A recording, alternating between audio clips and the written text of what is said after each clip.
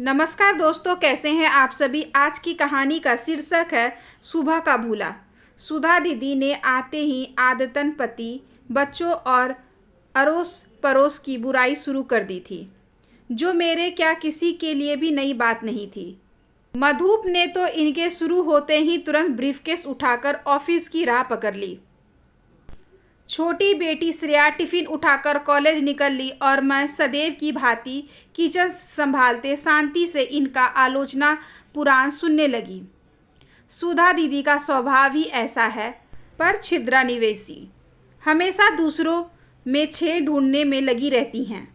इसी कारण इन्हें ना इनके घर वाले तवज्जो देते हैं और ना ही बाहर वाले। जब बहुत भर जाती हैं और कोई सुनने वाला नहीं होता तो भड़ास निकालने मेरे पास चली आती हैं। वे तो सब उगलकर हल्की होकर चली जाती हैं, लेकिन मेरा मन कई कई दिनों तक भारी रहता है।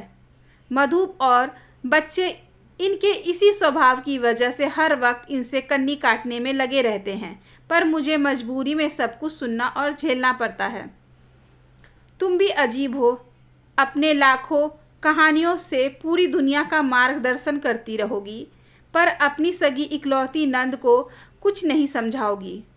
सुधा दीदी ने उल्हाना दिया। दीदी, अब इसमें मैं क्या कर सकती हूँ? आप बड़ी हैं, समझदार हैं। अच्छा बताइए, लंच में दाल बाटी बना लूँ? आपको पसंद है? हाँ बिल्कुल, मधु को तो बहुत पसंद है। श्रेया और निष्ठा को भी बहुत पसंद है। अरे हाँ, मैं तो पूछना ही भूल गई, निष्ठा का वहाँ मन लग गया या नहीं? आई हूँ जब से अपनी ही रामायण सुनाए जा रही हूँ। निष्ठा ठीक है, धीरे धीरे सेट हो रही है। नई नई नौकरी है, थोड़ा टाइम तो लगेगा ही।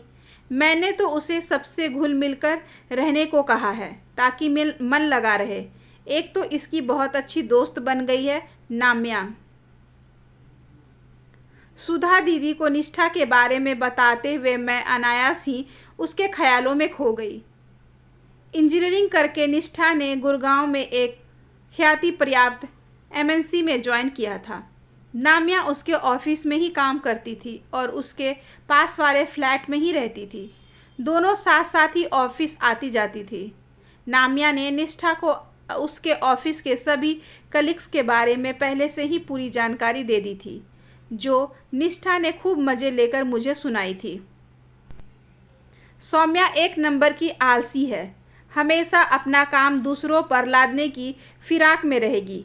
उससे बचकर रहना। नागार्जुन अधजल न गगरी छलकत जाए। जितना बनता है उतना उसको नॉलेज है ही नहीं। सुधांशु बॉस का चमचा है, हर वक्त उन्हीं के आगे पीछे घूमता रहेगा। मैं निष्ठा की बातें सुनकर खूब हंसी थी। अच्छी दोस्त बनाई है तूने, इधर उधर की लगाई बुराई से खूब मनोरंजन करेगी तेरा। इस तरह हल्के में उठी बात हल्के में ही समाप्त हो गई थी। निष्ठा का प्रसंग छिड़ जाने से मुझे अचानक यह भी याद आया कि कल उसका पहला प्रेजेंटेशन है। आपने अच्छा याद दिलाया दीदी, वह ज़रूर कल से प्रेजेंटेशन की तैयारी में डूबी होगी, तभी कल से फ़ोन भी नहीं किया है। खाना पीना तक भूल जाती है यह लड़की। मैंने तुरंत निष्ठा को फ़ोन मिलाया। वह थोड़ी अनमनी सी लगी। लगता है प्रेजेंटेशन को लेकर प्रेशर में है, उसका ख्याल झटक कर मैं काम में लग गई थी, पर मन बार बार वहीं अटक जाता था। पहले मैं भी इसे लेकर अपनी चिंता जाहिर करती। वह नाम्या का हवाला देकर मुझे तसल्ली दिलाने का प्रयास करती। मम्मा, नाम्या है ना मेरे पास, वह दादी अम्मा की तरह बुखार में मेरा ख्याल रखी है। यहाँ मत जाओ, वहाँ मत खाओ, इससे मत मिलो, अब रेस्ट कर लो। इस दादी अम्मा से एक बार मिलना पड़ेगा मुझे, बहुत सुन चुकी हूँ इसके बारे में। मजाक में बात खत्म करते हुए मैं भी निश्चिंत हो जाती थी, पर आज तो इसने नाम्या का नाम तक नहीं लिया। यह मेरे लिए भी और भी चिंता की बात थी। कुछ सोचकर मैंने निष्ठा को फिर फ़ोन लगाया। निष्ठा बेटी, थोड़ा बहुत प्रेशर होना तो वाजिब है, इससे इंसान अच्छा परफॉर्म करता है, पर हाँ, ज़्यादा टेंशन लेना नहीं चाहिए, ना तो नाम्या को। मैं बाद में बात करती हूँ। निष्ठा ने फ़ोन बंद कर दिया था। स्पष्ट था वह मुझसे अपनी परेशानी, तनाव या जो भी कुछ मामला था शेयर नहीं करना चाह रही थी। नाम्या के नाम से इसका बितकना भी हैरत वाली बात थी। इधर खाने के बाद सुधा दीदी का आलोचना पुराण फिर से आरंभ हो गया था। दीदी, मुझे सिर दर्द हो रहा है, थोड़ा लेटना चाहती हूँ, आप भी आराम कर लीजिए। मैं अपने कमरे में आकर लेट गई थी। निष्ठा ने अनमनेपन से मेरी चिंता और बढ़ा दी थी।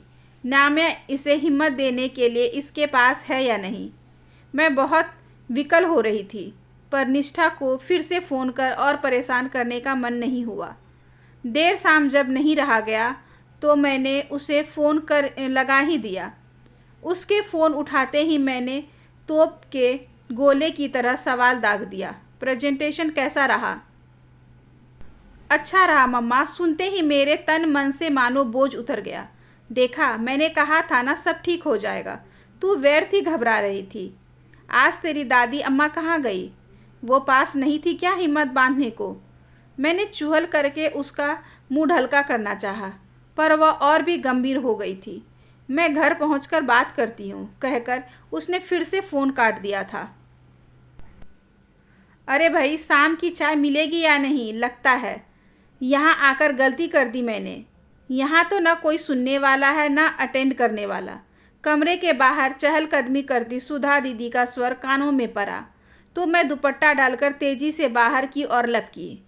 सुधा दीदी का बरबराना जारी था। मैं जवाब दिए बिना रसोई में घुसकर चाय बनाने लगी, साथ ही नाश्ता भी लगा दिया।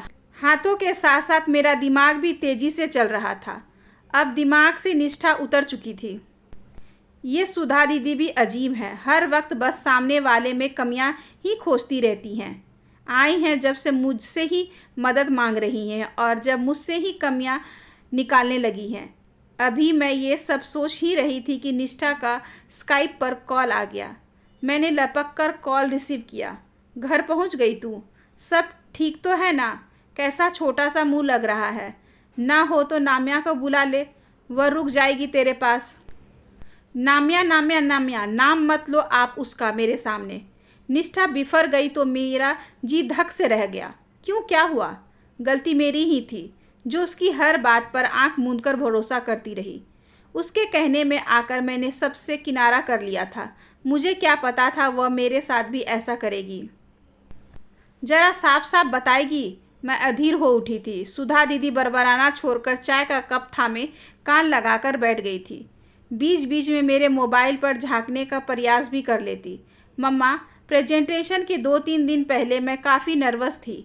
नम्या को अपना मानकर मैंने अपना नर्वसनेस उससे शेयर की। मुझे क्या पता था वह इसका गलत फ़ायदा उठाएगी। उसने मेरे सभी कलीग्स यहाँ तक कि मेरे बॉस को भी बोल दिया था कि निष्ठा जैसी बुज़दिल अनुभवहीन एम्प्लॉय कंपनी के लिए सही नहीं है। वह बाहर से आए डेलीगेंट्स के सम्मुख कंपनी की साख गिरा सकती है। प्रेजेंटेशन वाले दिन सब सौम्या ने मुझे यह बात बताई तो मुझे यकीन ही नहीं हुआ। मैं सपने में भी नहीं सोच सकती थी कि नाम्या ऐसा करेगी। लेकिन फिर नागार्जुन, करुणा आदि सभी ने ये बात दोहराई तो यकीन नहीं पड़ा।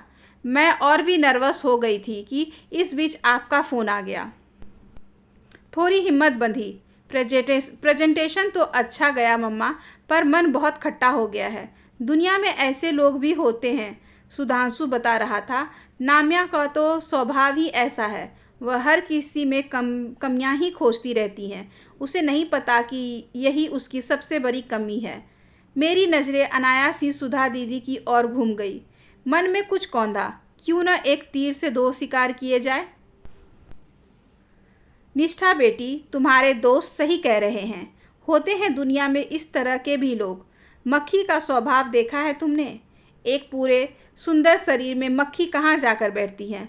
जहाँ छोटा सा भी घाव हो, क्योंकि इसका स्वभाव ही ऐसा है, हर कहीं गंदगी बुराई खोजने का। मैंने गौर किया, सुधा दीदी सकपका गई थी, मगर मैं जानबूझकर निर्लिप्त बनी रही। निष्ठा अभी भी असमंजस में थी। लेकिन मम्मा, नम्या ने हमेशा मेरी हेल्प की है। मुझे समझ नहीं आ रहा उससे आगे दोस्ती रखनी चाहिए या नहीं। निष्ठा के चेहरे से उसकी परेशानी साफ झलक रही थी। मुझे उस पर दया आने लगी। पहले अपने चेहरे से तनाव हटाओ। तनाव में रहोगी तो पिंपल्स हो जाएंगे और रोगी तो रिंकल्स हो जाएंगे। इसलिए मेरी बच्ची हमेशा स्माइल करो ताकि डिम्पल हो। निष्ठा के साथ ही मेरे समीप बैठी सुधा दीदी के चेहरे पर भी मुस्कान आ गई थी। गुड। एक बात और, ऑफिस के काम से ज़्यादा तनाव लेने की आवश्यकता नहीं है।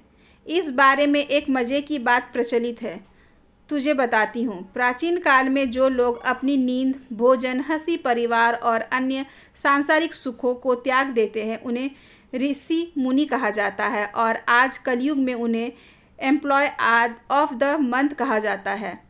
Very to mamma.